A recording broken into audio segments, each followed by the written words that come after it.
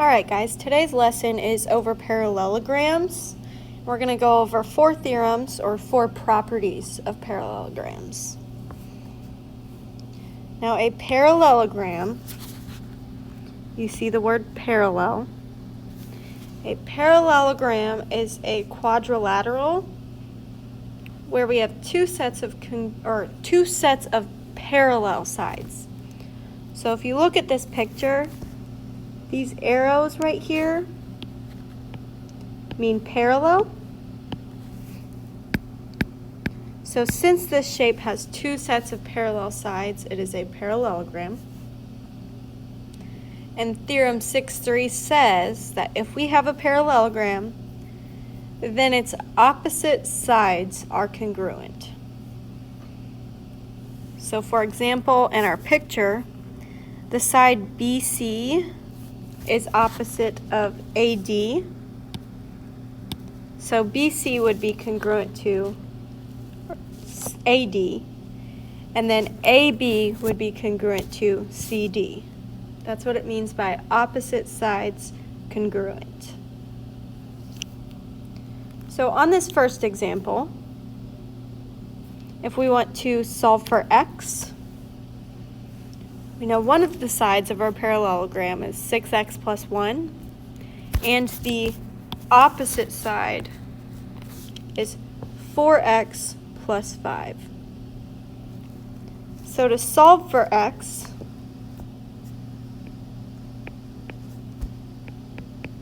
we could just set these expressions equal to each other, since they are congruent.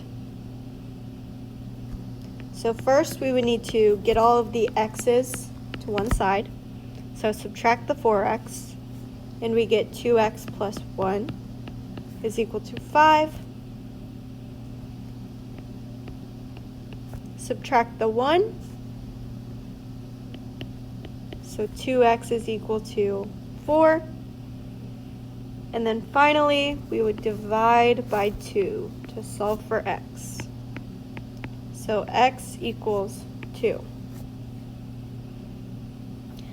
Now if we wanted to find the length of our two sides, we would just plug in x. So this top side is 6 times x plus 1, so 6 times 2 plus 1 would give us a 13. And if we wanted to check our answer to make sure we are correct, we know that the opposite side should also be 13 because they are congruent. So if we plug 2 in to 4x plus 5, that'll give us a 4 times 2 plus 5, which is 13. So if we have a parallelogram, then its opposite sides are congruent. The next theorem, Theorem 6.4, says that if we have a parallelogram, then its consecutive angles are supplementary. Consecutive kind of means in order. So consecutive angles are the angles right next to each other. So for example, angle A and angle B are consecutive because they share a line. Angle B and angle C are consecutive. Angle C and angle D are consecutive. And angle D and angle A are consecutive angles. And it says our consecutive angles are supplementary, which means they add to 180 degrees.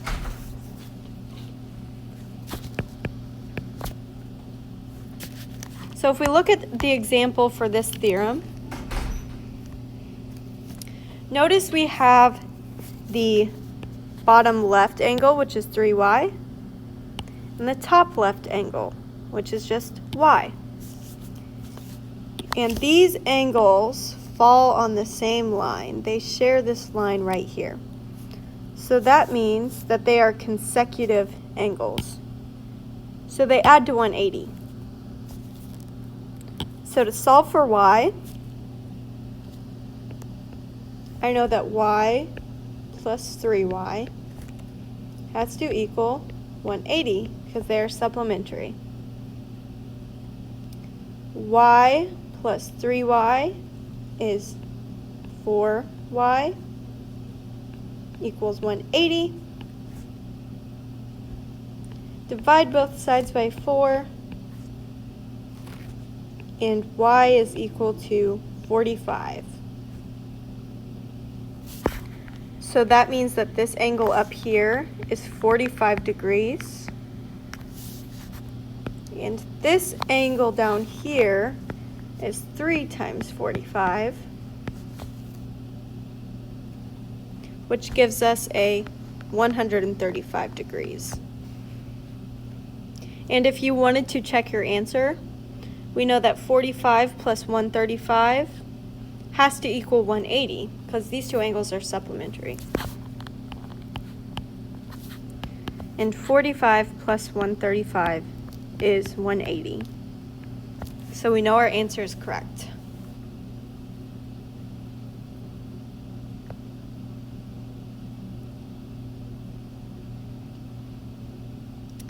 The third theorem for today says that if we have a parallelogram, then its opposite angles are congruent.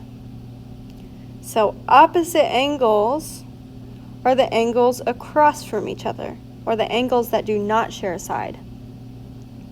So in our picture, angle A and angle C are opposite of each other, so they are congruent. And then angle B and angle D are opposite angles, so they are also congruent to each other.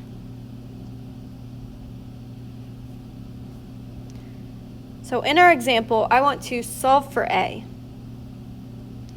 Notice the two angles it gives us.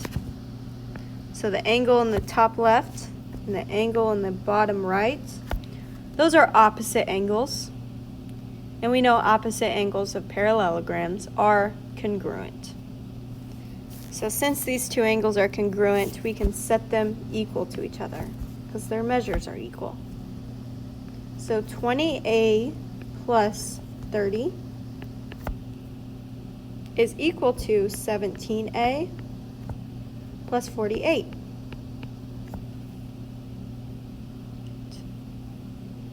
So now we could subtract the 17A from both sides to get 3A plus 30 equals 48. Subtract the 30 from each side. So 3A is equal to 18. And the last step would be to divide both sides by 3. So A is equal to 6. So with a parallelogram, consecutive sides add to 180. Opposite sides, which is what we have here, are congruent.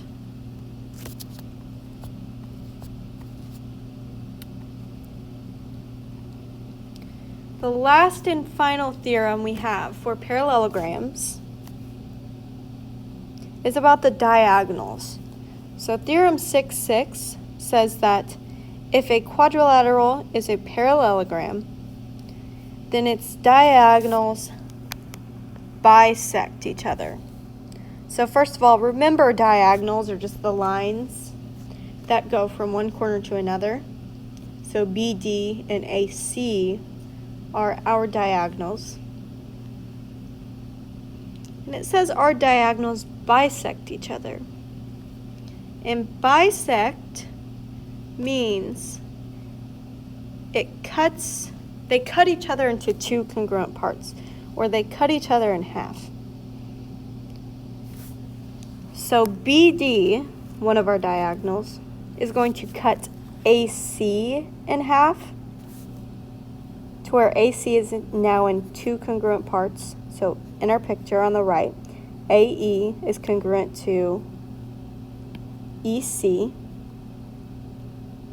and AC bisects BD. So BE is congruent to ED. Let's look at the example for this one. We have a parallelogram with the two diagonals, and we know that our diagonals bisect each other. So if I look at this segment with the 6y plus 1 first, I know that this segment is congruent to the 4y plus 9, because this diagonal here bisects that line. So our 6y plus 1 equals 4y plus 9. So I'm going to write that down. 6y plus 1 equals 4y plus 9.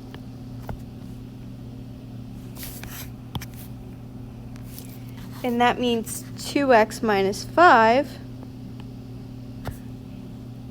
is congruent to x plus 7. These two segments are also congruent to each other. So that tells me 2x minus 5 is equal to 4y plus 9. And we are going to solve for both x and, oops, I did something wrong. These are not congruent. We said 2x minus 5 is congruent to x plus 7. Sorry about that. So we're going to solve for both x and y. Start with y first. First, we need to get the y's on one side, so I'm going to subtract a 4y. So 2y plus 1 is equal to 9. Subtract the 1, so 2y is equal to 8, and then divide by 2.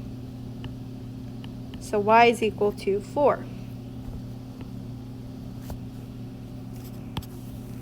To solve for x, we need to get the x's on one side. So I'm going to subtract an x from both sides. So 2x minus 1x is just 1x. Minus 5 equals 7. And then we would add 5. So x equals 12. Y is 4, x is 12.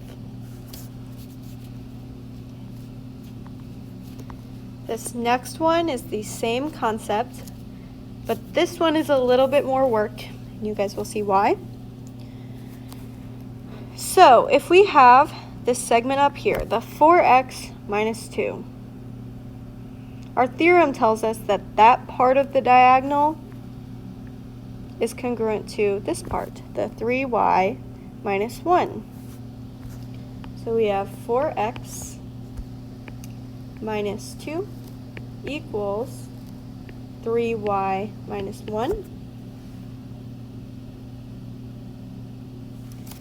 Then our theorem also says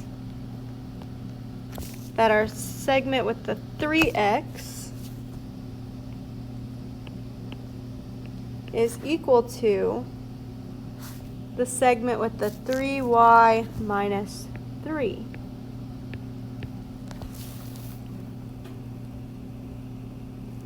Now, there is no way to solve either of these two equations on their own. This is what we call a system of equations. So somehow we need to set up an equation to where we only have y's or we only have x's. So that way we could solve for our variables. What we could do, there are multiple ways to solve this. What I'm going to do is called substitution. If I look at this purple equation right here, I could find x by dividing both sides by 3, so that x is equal to If I divide the whole right side, 3y divided by 3 is y. Negative 3 divided by 3 is negative 1. So now I have solved for x. If I know that x is the same thing as y minus 1, I can take this y minus 1 and plug it in for x. This is just called substitution.